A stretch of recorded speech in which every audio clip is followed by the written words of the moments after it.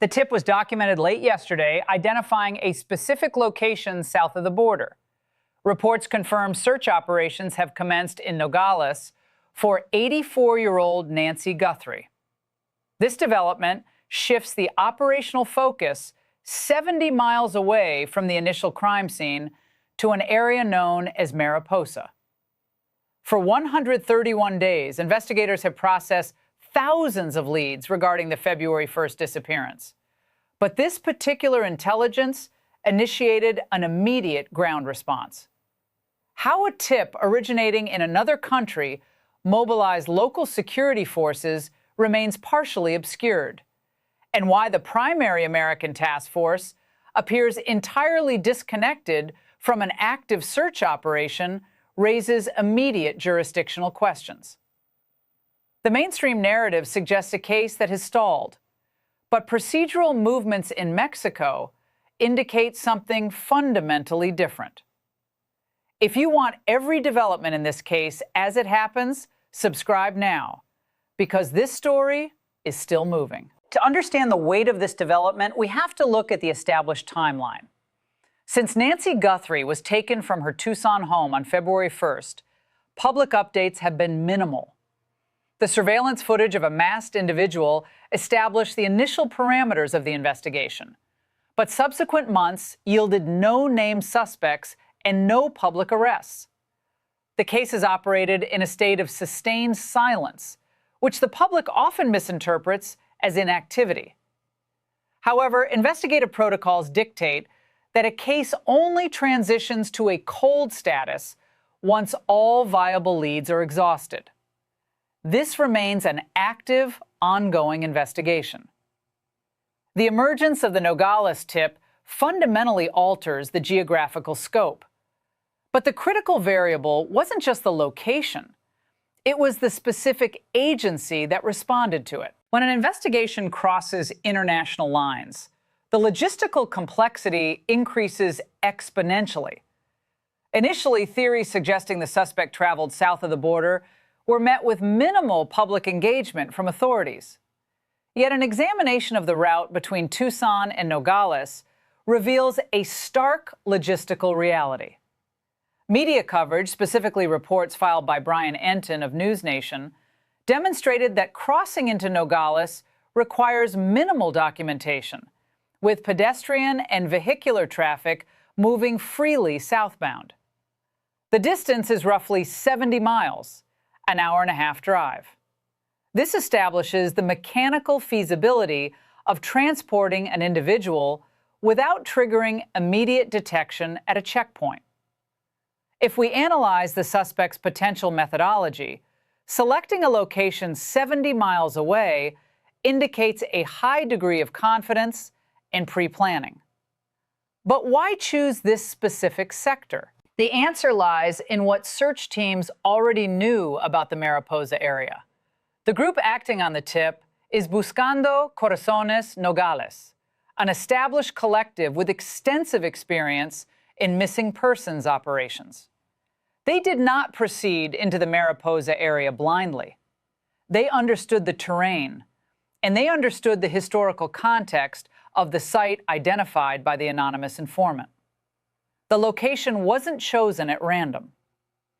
What they had discovered in that exact area previously, do you think the Pima County Sheriff's Department's absence in Nogales is a resource issue?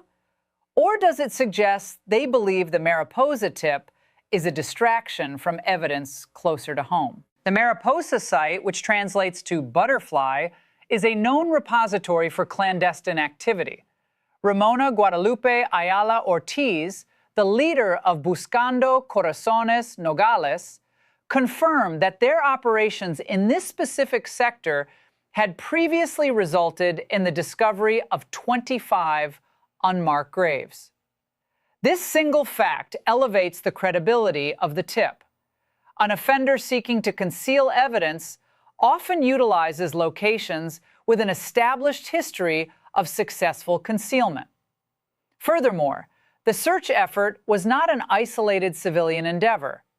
The collective received immediate operational support from the Sonora State Commission for the search of missing persons.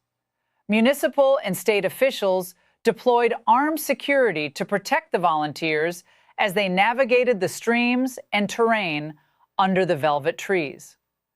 This level of institutional backing indicates that Mexican authorities evaluated the tip and classified it as credible enough to warrant the allocation of state resources. They established a perimeter. They initiated soil analysis for burn marks and disturbances. But while Mexican authorities were securing the ground, a significant procedural gap emerged. Standard protocol for a cross-border lead involving an American citizen dictates immediate liaison operations. You would expect a unified command structure, or at minimum, an exchange of intelligence between the Sonora State Commission and the original investigative body in Arizona. The presence of state-backed security in Mexico suggested that coordination was actively underway.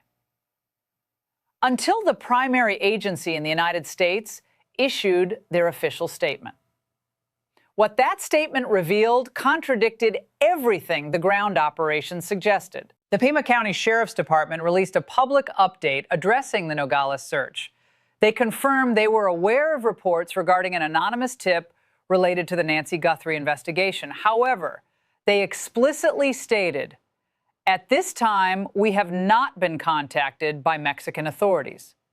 They affirm the investigation remains active and ongoing, but the lack of direct operational synergy highlights the severe limitations of multi-jurisdictional cases. If Mexican authorities uncover physical evidence, the chain of custody and subsequent forensic sharing will require a diplomatic bridge that currently appears unbuilt. This jurisdictional friction occurs at a critical juncture in the timeline. At 131 days, the psychological pressure on anyone associated with the suspect begins to fracture. Dr. Tracy Sargent, a specialist in behavioral analysis and criminal profiling, notes that the passage of time often works in favor of investigators. While the initial days are crucial for physical evidence, the ensuing months are when allegiances degrade.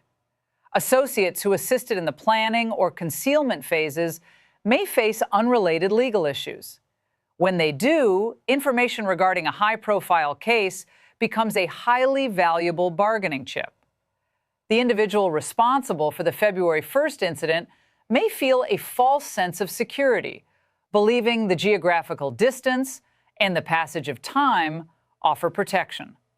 But physical evidence, whether it is transferred DNA, digital footprints, or soil composition from the Mariposa area, does not degrade at the same rate as human loyalty. A preliminary review of ongoing operations is scheduled for next Thursday, when local agencies will evaluate the allocation of remaining task force resources.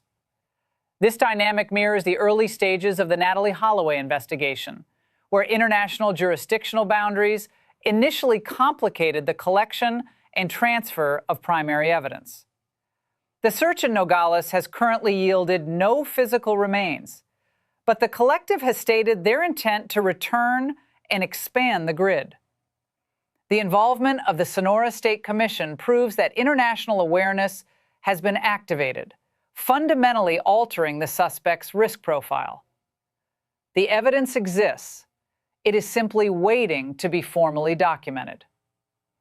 If this case matters to you, the next development is one you will not want to miss. Whether the specific details in the Nogales tip align with any undisclosed evidence held by Pima County, and why that connection hasn't been made public, is a question the court filings have not yet answered.